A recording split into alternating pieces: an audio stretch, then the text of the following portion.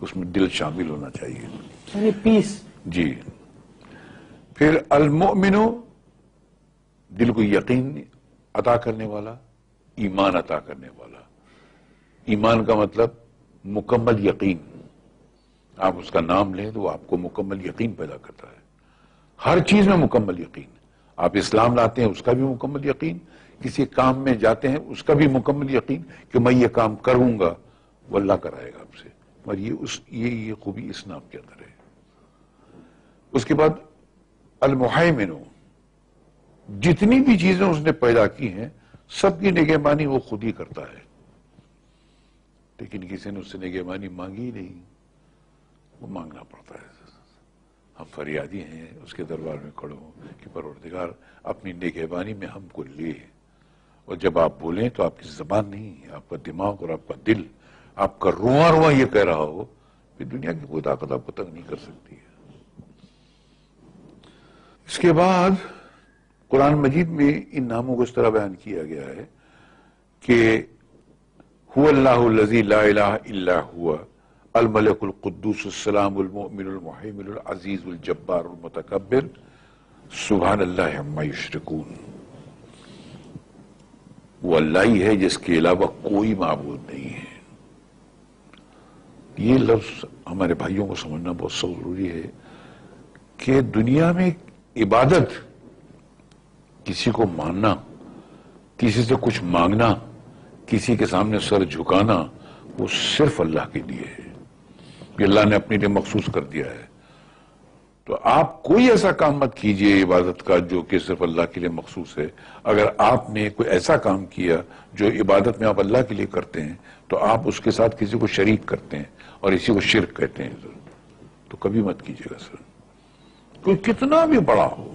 یہ صفت اللہ نے اپنے لیے خاص کر رکھی ہے. اللہ کے سوا کوئی کسی سے کچھ مانگ ہی نہیں سکتا ہے، کسی کی عبادت کر ہی نہیں سکتا ہے. اچھا، یہ صفت کے علاوہ قرآن مجید میں بھی بار بار واضح طور پر بیان کر دیا گیا ہے. ہاں، یہ کیونکہ یہ آپ کو پہلی بار جو کلمہ میں پڑھایا گیا اس میں بھی گیا لا الہ الا اللہ محمد رسول اللہ، کہ دنیا میں اس پورے آپ کی زندگی میں کوئی عبادت کے لائق ہے ہی نہیں. کوئی بادشاہ ہو، کوئی بھی کیسا بھی ہو، پیغمبر ہو، رسول ہو، کچھ بھی ہو، وہ عبادت کے لائق ہے ہی نہیں، صرف اللہ. یہ مخصوص ہے اللہ کے لیے. اور اگر کسی نے بھول سے کسی سے مانگ لیا، کسی کے بارگاہ میں جا کر کچھ مانگ لیا، تو اس نے اس کام میں عبادت کے ڈپارٹمنٹ میں اس کو اللہ کا شریک کر دیا سر. تو پھر اللہ نہیں بخشے گا سر. ارے اللہ تو کیا اس کے فرشتے نہیں بخشیں گے، وہ پورے جلال میں آ جاتے ہیں اس وقت.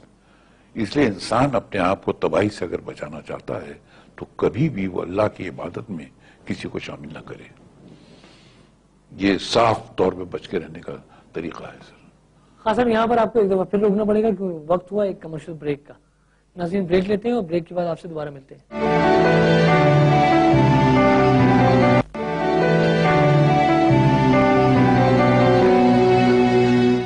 Welcome back. جی قادر خان صاحب. تو وہ اللہ ہی ہے جس کا کوئی معبود نہیں ہے، وہ بادشاہ ہے، وہ ہر عیب سے پاک ہے. عیب میں نے بتا دیا تھا آپ کو. وہ سلامتی ہے، سراسر سلامتی ہے. اگر امن ہے تو اسی کے پاس ہے، اور اس کے باہر جو ہے کہیں امن نہیں ہے. اور اس کی ضرورت بھی ہے سب مسلمانوں کو، بہت سخت ضرورت ہے. امن مسلمانوں سے چھین گیا ہے اس لیے کہ اللہ تعالیٰ نے اس نام کا ورد بند کر دیا ہے، اللہ کا نام دہرانا بند کر دیا ہے. وہ ایمان عطا کرنے والا آپ کے اندر وہ کانفیڈنس پیدا کرتا ہے، وہی پیدا کرتا ہے. آپ اس سے مانگ کے دیکھیے. آپ جو کہتے ہیں آمنت باللہ و ملائکتی، میں ایمان لاتا ہوں اللہ تجھ پر. میں ایمان لاتا ہوں کیا مطلب؟ میں یہ سوچتے ہوئے تجھ سے کہتا ہوں کہ تو میرے سامنے ہے، اور ایسے کہنا چاہیے جیسے اللہ تعالیٰ دکھائی دے رہا ہو. اتنی کانفیڈنس کے ساتھ کہنا چاہیے. بہرحال وہ نگہبان ہے، وہی نگہبان ہے، وہ طاقت والا ہے. طاقت تو اسی کی ہے، لفظ طاقت اسی کے لیے بنا ہے. وہ جبار ہے، نو جبار کیا ہے؟ جبر کرنے والا نہیں، ظالموں پر جبر کرنے والا، جو دنیا میں ظلم کرتے ہیں ان پہ جبر کرتا ہے، ان کو پکڑ کے رکھتا ہے. لیکن کبھی وہ اللہ تعالیٰ سے مانگنا چاہیے کہ پروردگار تیرا نام جبار ہے، جبار کے ہوتے ہوئے ایک آرڈنری آدمی مجھ پہ جبر کرتا ہے، پھر دیکھیے کیا اللہ تعالیٰ اس کا اثر کرتا ہے. مگر وہ مانگنے کا طریقہ بھی چاہیے. وہ مانگنے کا طریقہ کیا ہے؟ دل، سچائی. آپ جب سچ بولیں گے تو آپ کی آنکھیں بھیگ جائیں گی سر. اور اللہ تعالیٰ سب کچھ برداشت کر سکتا ہے، اپنے کسی بندے کی آنکھ میں آنسو برداشت نہیں کر سکتا. کبھی سچے دل سے اس سے مانگ کر دیکھو، آنکھ میں آنسو آ جائے، پھر دیکھیے اللہ تعالیٰ دنیا ہلا دے گا آپ کی. کبھی اس کا آپ کو کوئی لائف میں ایکسپیرینس ہوا؟ بتائیں گے بہت بار. آپ مجھے رلا دیں گے. چلیے میں کوئی ایک واقعہ تو سنائیں.